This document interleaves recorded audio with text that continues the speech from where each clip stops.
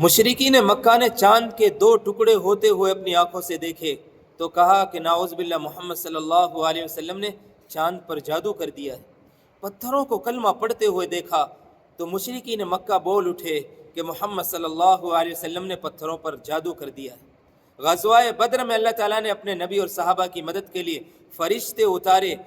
ایک روایت میں آتا ہے 3000، ایک روایت میں آتا ہے 5000۔ اللہ نے فرشتے اتارے، مشرکین مکہ نے ان فرشتوں کو اپنی آنکھوں سے دیکھا مگر کلمہ نہ پڑھا۔ غزوہ خندق میں، جنگ خندق میں مشرکین مکہ نے شکست کھائی، ہار گئے مگر ایمان نہ لائے۔ اور بھی طرح طرح کے معجزے مشرکین مکہ نے دیکھے، غیبی مددیں دیکھی مسلمانوں کے ساتھ مشرکین مکہ نے، مگر کلمہ نہ پڑھا، ایمان نہ لائے۔ لیکن جب 8 ہجری میں مکہ فتح ہوا، آپ صلی اللہ علیہ وسلم فاتحانہ داخل ہوئے، آپ صلی اللہ علیہ وسلم نے بیت اللہ کے دروازے کو پکڑ کر کہا، سارے مشرکین مکہ ڈرے ہوئے سہمے ہوئے بیٹھے تھے، اب ہمارے لیے قتل کا حکم سنایا جائے گا، ہمیں قتل کیا جائے گا حرم شریف میں۔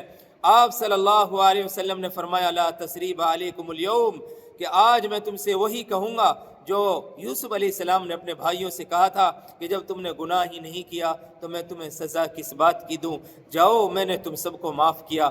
آمنہ کا لال تمہیں جنگ کی بھٹی میں جھونکنے نہیں آیا، آمنہ کا لال تو درگزر کرنے آیا ہے، معاف کرنے آیا ہے۔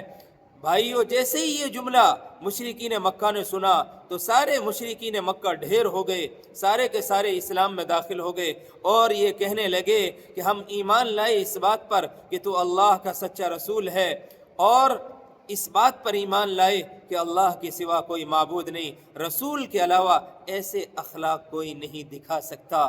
بھائیو، معاف کرنا اتنا اونچا عمل ہے، اتنا بڑا عمل ہے، اس لیے بھائیو معاف کرنا اور معافی مانگنا سیکھیے۔ معافی مانگنے سے کوئی چھوٹا نہیں بن جاتا۔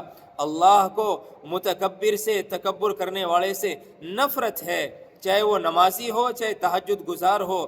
اور اگر کسی کے دل میں، حدیث میں آیا ہے، رائی کے دانے کے برابر بھی تکبر ہوگا تو اللہ رب العزت ساری عبادت کے باوجود اٹھا کر جہنم میں فرشتوں سے پھینکوا دیں گے۔ اس لیے بھائی اس دل کو پاک رکھیں، درگزر کرنا، معاف کرنا، یہ ہم سیکھیں۔ اللہ کے نبی صلی اللہ علیہ وسلم نے جب اچھے اخلاق دکھائے، مشرکین مکہ کو معاف کر دیا۔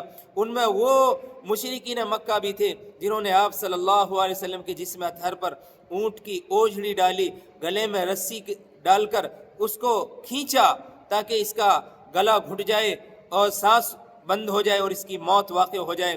اور وہ بھی تھے جنہوں نے بلال حبشی، خباب ابن الارت رضی اللہ عنہ اجمعین اور دوسرے دیگر صحابہ کو طرح طرح کی اذیتیں اور تکلیفیں دی، لیکن اللہ کے نبی صلی اللہ علیہ وسلم کی اخلاق دیکھیے، آپ صلی اللہ علیہ وسلم کا جگر دیکھیے، سینہ مبارک دیکھیے کہ سب سے کہا کہ جب تم نے گناہ ہی نہیں کیا تو میں تمہیں سزا کس بات کی دوں، جاؤ میں نے تم سب کو معاف کیا۔ اس لیے بھائیو، معاف کرنا اور معافی مانگنا سیکھیے، یہ بہت بڑا عمل ہے۔